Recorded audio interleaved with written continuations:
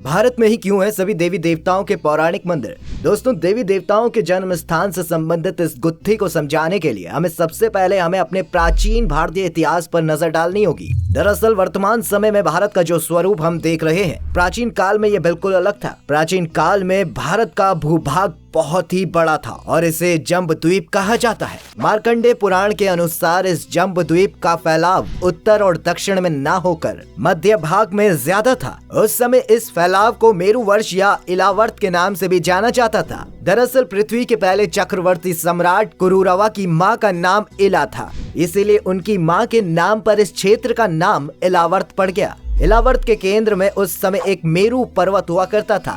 इस मेरु पर्वत के शिखर पर भगवान ब्रह्मा का विशाल नगर बताया जाता है, जिसे ब्रह्मपुरी के नाम से जाना जाता है। ब्रह्मपुरी के आसपास 8 और क्षेत्र बताए जाते हैं, जिनमें से एक भगवान इंद्र की नगरी थी। एक कथा के अनुसार भगवान राम के जन्म से भी हजारों वर्ष पहले प्रथम मनु के पौत्र और प्रियव्रत के पुत्र ने इस भारतवर्ष को बसाया था। तब इस क्षेत्र का नाम कुछ और हुआ करता था। भारतवर्ष के नाम को लेकर भी लोगों में विवाद है। कुछ लोग ये मानते हैं कि इसका नाम भगवान श्री राम के भ्राता भारत के नाम पर पड़ा। वहीं वायु पुराण के अनुसार इसकी एक अलग ही कथा है। वायु पुराण में उल्लेखित है कि महाराज प्रियव्रत का कोई पुत्र ही नहीं था, इसलिए उन्होंने अपनी बेटी के पुत्र अग्नेंद्र को गोद ले लिया। अग्नेंद्र को एक पुत्र प्राप्त हुआ जिसका नाम नाभि था। आगे चलकर नाभि ने मेरु नामक कन्या से विवाह किया, जिससे ऋषभ नामक संतान की उत्पत्ति हुई। फिर इन्हीं ऋषभ के यहाँ एक पुत्र ने जन्म लिया जिसका नाम भरत रखा गया।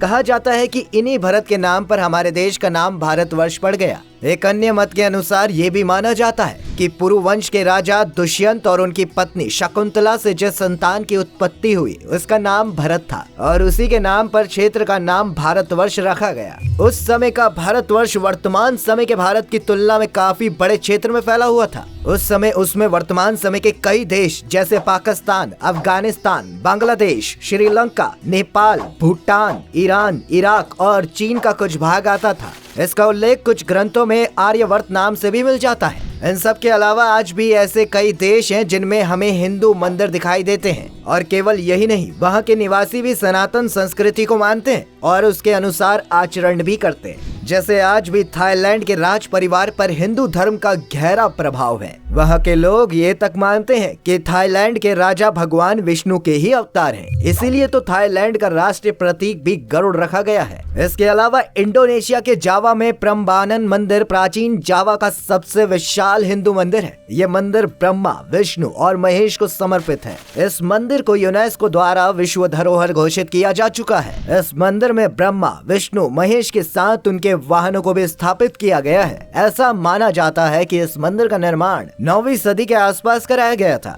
इसके साथ ही जावा में एक सिंह सरी शिव मंदिर भी मौजूद है। एक और अन्य देश बाली में भी पुरातन सरस्वती मंदिर स्थित है। यहाँ तक कि मैक्सिको में भी एक खुदाई के दौरान भगवान गणेश और माँ लक्ष्मी की प्राचीन प्रतिमाएं मिली थी। इसके साथ ही यह भी माना जाता है कि मैक्सिको शब्द की उत्पत्ति भी संस्कृत भाषा के शब्द मक्सिका से हुआ है। मैक्सिको के साथ ही स्पेन में भी एक प्राचीन मंदिर मौजूद है जिसमें भगवान विष्णु की प्रतिमा पाई गई है। ये मंदिर, मूर्तियां, प्रतिमाएं आदि इस बात का प्रमाण देती है कि उस जमाने में भारत का प्रसार क्षेत्र कितना विशाल हुआ करता था, जो कालांतर में समेटकर वर्तमान क्षेत्र तक सीमित हो गया।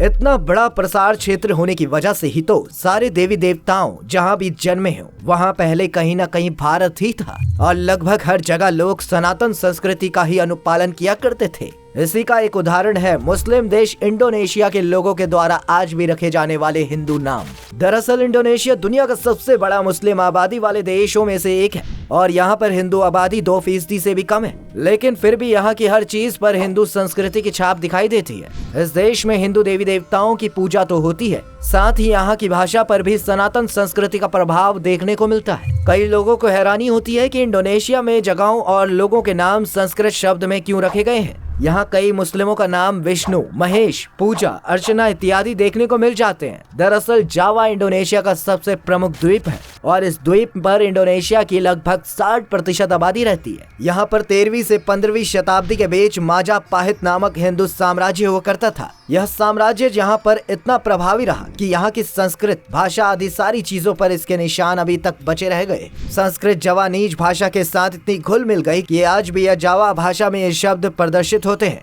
इसके अलावा इंडोनेशिया के सबसे महान नेता सुकर्णो का नाम भी हिंदू संस्कृति से प्रभावित है। सुकर्णो शब्द हिंदू महाकाव्य महाभारत के एक किरदार कर्ण के नाम से लिया गया है। दरअसल सुकर्णो के पिता को महाभारत महाकाव्य में कर्ण का किरदार अति प्रिय था, लेकिन वो इस बात से दुखी थे कि कर्ण ने महाभारत में गलत का साथ दिया था। इसीलिए उन्होंने कर्ण के नाम को सुकर्ण में परिवर्तित कर दिया और संस्कृत में सु का अर्थ होता है अच्छा, अर्थात सुकर्ण का अर्थ हो गया अच्छा कर्ण। इंडोनेशिया में लोग अपने धर्म और संस्कृति को अलग अलग करके देखते हैं और नाम रखने को वो अपनी संस्कृति का ही हिस्सा मानते हैं। इंडोनेशिया में एक कहावत भी बहुत प्रचलित है, नेम इज एज विश, यानी कि वे अपने बच्चों का वो नाम रखते हैं जिस रूप में वे उन्हें देखना चाहते हैं। जैसे लोग अपने बच्चों को मजबूत देखना चाहते हैं तो वो उसका नाम भीम रख देते हैं। उनके शब्दकोश में ऐसे शब्दों की भरमार है जो भारतीय संस्कृति से पूरी तरह मेल खाते हैं या भारतीय संस्कृति से प्रभावित हैं। इसके अलावा जावा में कई हिंदू और बौद्ध मंदिर भी हैं। योग्यकार्ता नामक जगह पर लोग हिंदू देवी देवताओं की कठपुतलियां बनाने का काम भी करते हैं। वे कहते हैं कि अन्य देशों के मुस्लिमों की तरह नमाज रोजा सब रखते हैं, लेकिन हम अपने धर्म और संस्कृति को हमेशा अलग रखते हैं। हम कभी भी गाय को नहीं मारते क्योंकि हिंदू संस्कृति के लिए हमारे मन में आदर और प्रेम दोनों है। तो है ना एकदम रोचक और अच्छी बात। आगे भी हम आपके लिए ऐसी ही अनोखी और अनूठी जानकारी से भरपूर वीडियो लाते रहेंगे। फिलहाल इस वीडियो को लाइक करने के साथ साथ ज्यादा से ज्यादा शेयर करिएगा ताकि आपके साथ साथ ये जानकारी औरों तक भी पहुंच पाए। धन्यवाद।